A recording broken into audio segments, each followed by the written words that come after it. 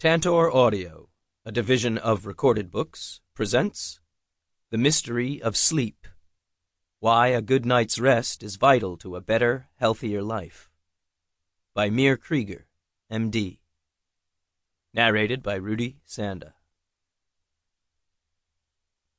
Sleep that knits up the raveled sleeve of care, the death of each day's life, sore labor's bath, balm of hurt minds, great nature's second course, chief nourisher in life's feast. Shakespeare, Macbeth, Act 2, Scene 2, lines 48 through 51. Preface. Sleep has always been a mystery to me. Almost 2 decades ago, a woman with narcolepsy and I were interviewed on a live radio program about the impact of sleep disorders on daily life. A couple of hours later, when I was back in my office, I received a phone call from a literary agent who asked me how sleep disorders affected women. As we chatted, it became obvious that the general public did not appreciate that women suffer from many sleep problems that men do not, and that because of the variety of roles they play in society, sleep disorders affect women differently from the way they do men. I had written or edited several books about sleep for doctors. It was time for a book for women. This was born in 2004. Now in this new book, I explore the impact of sleep disorders on the entire family and society. Although sleep disorders are common, and there has been an upsurge of interest in them in the past few years, millions of people still suffer from the effects of undiagnosed sleep problems. The National Sleep Foundation estimates that up to 47 million American adults may be putting themselves at risk for injury and health and behavior problems because they are not getting enough sleep. The National Institute of Health estimates that between 50 and 70 million Americans of all ages have sleep-related problems, including insomnia and sleep apnea.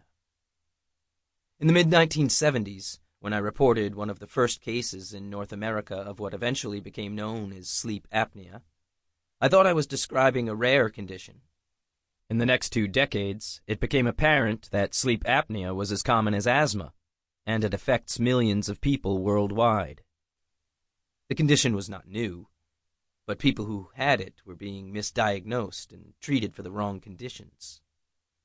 Sleep apnea and other sleep-breathing disorders were seen as problems of overweight men who snore and were thought to be rare or even non-existent in women. Until 1993, few doctors even looked for sleep apnea among women in the general population. It has since become clear that at least 2% of all adult women have sleep apnea. Just as men who had sleep apnea went undiagnosed for many years, until recently, women with sleep apnea were misdiagnosed and often treated for other conditions, such as depression. More attention must be given to sleep disorders, which can cause misery and even death. Treatment is often delayed because a patient's sleep problems are not recognized. People with narcolepsy, for instance, on average wait 15 years for a correct diagnosis, often after consulting many doctors. Yet this incurable condition has serious consequences. How can a person who cannot stay awake take care of children or have a career? One of my patients was referred to me only after she had fallen asleep while driving and crashed. Her 2-year-old daughter was killed. Sleep apnea has also been linked to heart disease. People with sleep apnea repeatedly stop breathing, which reduces blood oxygen, causing high blood pressure and stressing the cardiovascular system, potentially leading to heart disease or stroke, and possibly hastening cognitive decline in the elderly. Most people do not appreciate how deadly certain sleep disorders can be, but it is vitally important that sufferers of sleep disorders get a correct diagnosis and the proper treatment. Over the past 40 years, I have treated more than 30,000 patients with sleep problems, and have seen firsthand the disastrous consequences of years of misdiagnosis and lack of treatment. I wrote this book to help raise awareness of the effects of sleep disorders on people's daily and nightly lives. Sleep problems can occur at any stage of life. This book is intended to provide the tools people need to recognize and understand their own sleep disorders and those of family members, and to help them find treatment. My goal is to educate and empower people, to enable them to stay awake and alert so they can enjoy life to the fullest. Part 1. A Good Night's Sleep. 1. Why do we sleep? The mystery. Why do all forms of life, from plants, insects, sea creatures, amphibians, and birds to mammals, need rest or sleep? Our sleepy lives. It is 3 a.m. You awaken sweating, your heart pounding. Your mind is racing, reminding you that you have to get up early to drop the kids off at daycare, then dash to work for an important meeting. Obsessed with your personal and work issues, you eventually fall back asleep, only to be dragged awake by the alarm clock. You are cranky and yell at the kids, trying to rush everyone out of the house. By the time you get to the meeting, you have trouble paying attention. You can neither concentrate nor listen to others. You gulp down a second cup of coffee. As you drive down the highway, you feel an uncontrollable urge to shut your eyes. You turn on the radio, pop a candy into your mouth, and start to sing along with the radio. You roll down the window. Maybe you slap your face, but nothing seems to be working. You cannot overcome the urge to fall asleep. If you have ever been affected by severe sleepiness, you are not alone. Every year, U.S. businesses lose an estimated $18 billion in productivity and injuries because of daytime sleepiness, while sleepy drivers cause an estimated 20% of car accidents, as high as 1.2 million crashes, resulting in thousands of deaths and injuries and billions of dollars in property damage. Research has also shown important links between the amount of sleep an individual gets and risk of health problems. Reduced sleep may lead to obesity. Women who sleep much more or much less than the average are at increased risk of disease.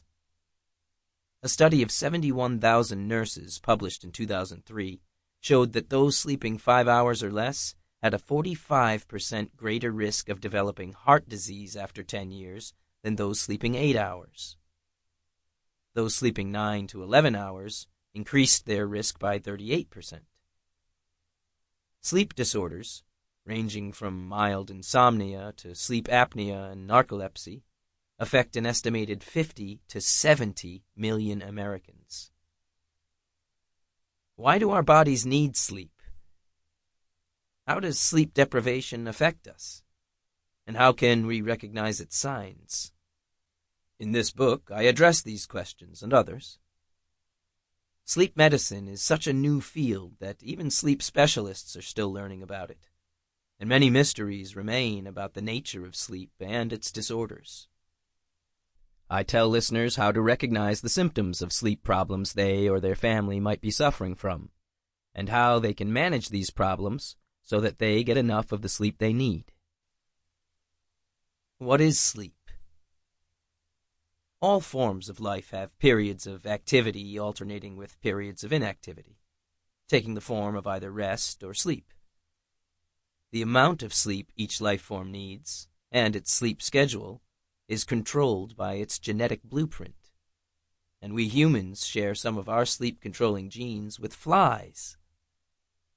Yet despite the thousands of experiments scientists have performed to study sleep, no one has been able to declare with certainty why all life forms need sleep. We know only that when animals are prevented from sleeping, they eventually die. It is possible that sleep serves different functions for different species. Most animals, for instance, spend their waking time looking for food, then retreat to a safe place to sleep and hide from predators. animals near the... Sample complete. Ready to continue?